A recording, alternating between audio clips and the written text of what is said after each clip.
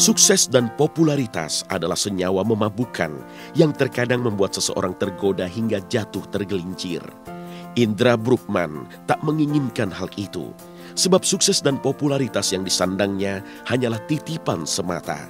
Ia memilih jalan kedua yang menjadikan ketenaran untuk selalu dekat dengan keluarga. Dekat banget apapun, kita jarang untuk berkomunikasi secara serius gitu, tapi lebih banyak ke kalau orang Sunda itu ada nggak ada duit, kita ngobrol, kita kumpul, kita ketawa-ketawa. Banyak momen-momen seperti itu yang saya dapat di keluarga. Saya ngerasa kayak anak yang banyak dipenuhi oleh kasih sayang, apalagi dari orang tua, dari keluarga gitu. Banyak cerita-cerita lucu, kebersamaan kita yang mungkin tidak didapatkan anak-anak yang lain, yang orang tuanya sibuk. Orang tua saya sibuk, tapi dia punya banyak waktu untuk anak-anaknya. Keluarga kami dari dulu ya sangat dekat ya Mbak gitu, jadi boleh dibilang keluarga yang harmonis gitu, karena mama sama papa tuh bener-bener kasih sayangnya buat anak-anaknya tuh bener-bener besar dan terasa sekali lah gitu. Itu yang buat kami satu sama lain tuh rukun gitu, karena itu ajaran dari mama sama papa, dan itu yang kita lihat, papa pun sayang sama mama ya begitu gitu. Itu yang kita contoh. Kehilangan ayah adalah momen menyedihkan buat Indra Bruggman. Sebab dialah sang pembuat sukses yang kepergiannya menyisakan kesedihan mendalam. Akhirnya pada satu waktu saya ngelihat kok kesehatannya nggak juga sembuh gitu, makin jelek. Akhirnya saya paksa untuk ke rumah sakit karena beliau itu paling susah untuk diajak ke rumah sakit. Karena dia pikir rumah sakit itu mahal. Kalau gue ke rumah sakit nanti ngabisin duit anak buah dan gue nggak mau ngerepotin anaknya gitu. Jadi saya paksa pergi ke rumah sakit, ternyata setelah diperiksa secara detail, baru ketahuan dia kanker stadium 1 apa 2 gitu. Dari situ saya mulai panik. Saya dapat kabar itu, saya dapat kabar di ruangan dokter, saya nangis di situ. Di luar ada keluarga, saya hapus dulu air mata. Terus biasa acting ke depan mereka bahwa papa nggak apa-apa gitu. Tapi sudah dapat kabar bahwa umurnya nggak lama gitu. Pas papa meninggal justru saya nggak ada di samping papa, malah Indra yang ada di situ gitu. Tapi ya seneng lah, nggak apa-apa, karena papa juga kan sayang banget sama Indra. Sampai waktu 2 minggu sebelum meninggal itu kan papa ulang tahun tanggal 9 Desember. Itu Indra kan di Jakarta, posisi kami di Tasik, karena papa pengen ketemu saudara-saudaranya. Untuk papa bilang tolong bawa papa ke Tasik, jangan sampai kalian menyesal, karena papa mau minta maaf sama teman-teman sama keluarga semua di Tasik. Jadi kami bawa ke Tasik.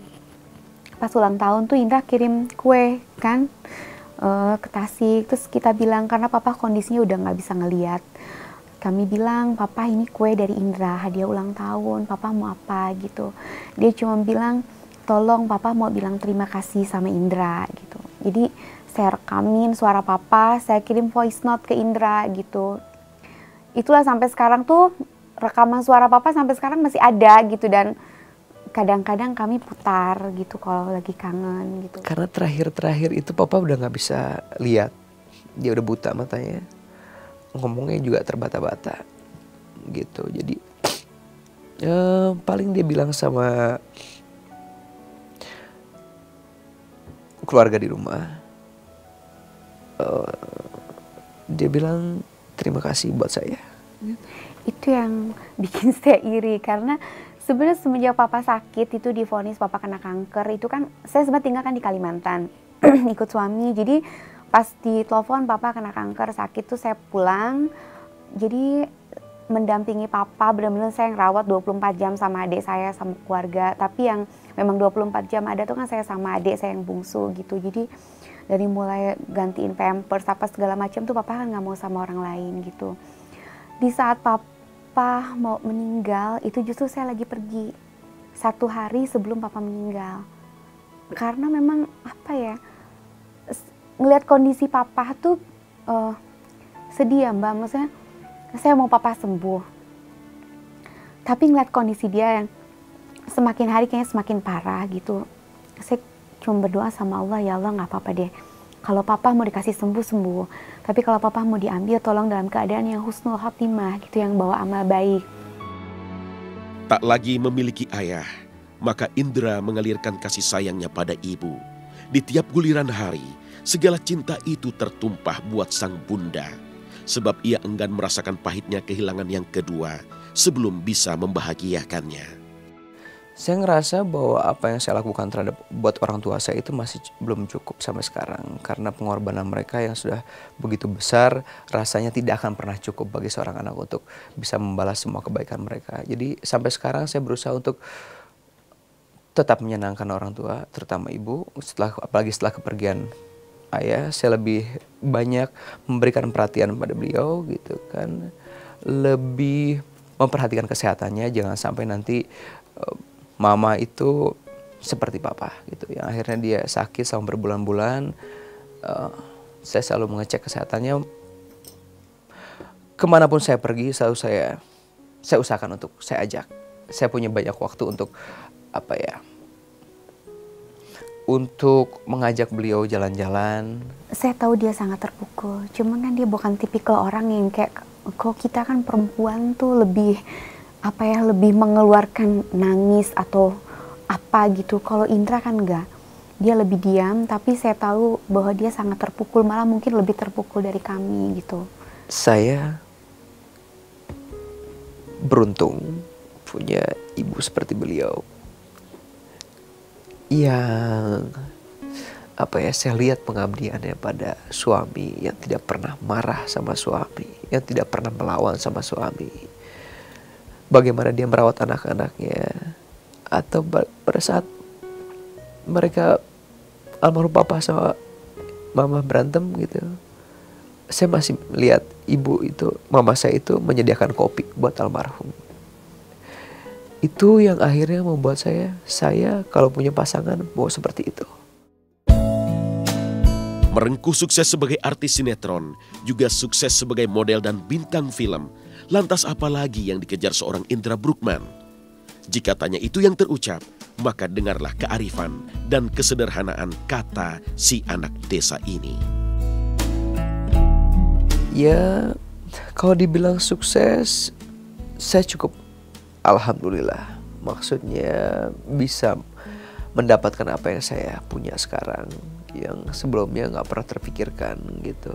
Kita bisa membuat orang-orang di sekeliling kita bahagia dan kita merasa berguna buat mereka. Ada dua sih kuncinya: berdoa, berusaha, silaturahmi. Indra itu paket lengkap sebenarnya. Dia bisa menjadi orang yang ganteng, terus mempunyai otak yang mampu untuk menghafal, terus mempunyai attitude dan disiplin yang tinggi gitu. Orang yang sukses itu bukan hanya dari segi pekerjaan, tapi dari akhlak juga. Papa bilang papa bangga punya anak sebagai artis. Tapi bukan hanya artis yang bikin papa bangga, tapi baiknya dia sama keluarga, sama teman-temannya itu yang jauh lebih bikin papa bangga gitu. Papa cuma bilang tolong bikin papa lebih bangga lagi dengan kalian menjadi orang yang jauh lebih takwa sama Allah. Harapannya kalau saya sih ya dia jadi pribadi yang jauh lebih soleh, itu aja. Karena dia laki-laki ya, nanti kan punya keluarga gitu, tanggung jawab dia besar. Dia harus bisa bimbing istrinya, anaknya. Kita juga saudara-saudara perempuannya kan tanggung jawab dia gitu. Setelah papa nggak ada, mama gitu. Ya jadi pribadi yang lebih soleh lah. Kalau udah tahu agama, insya Allah semuanya bagus. Apapun keadaan kita, kalau kalian kayak merasa kayak kurang beruntung dalam hidup, nggak usah terlalu berkecil hati karena roda ini berputar. Selagi kamu mau berusaha menyerah gitu. Karena ya kita punya Tuhan, kita bisa bergantung pada dia gitu. Gitu.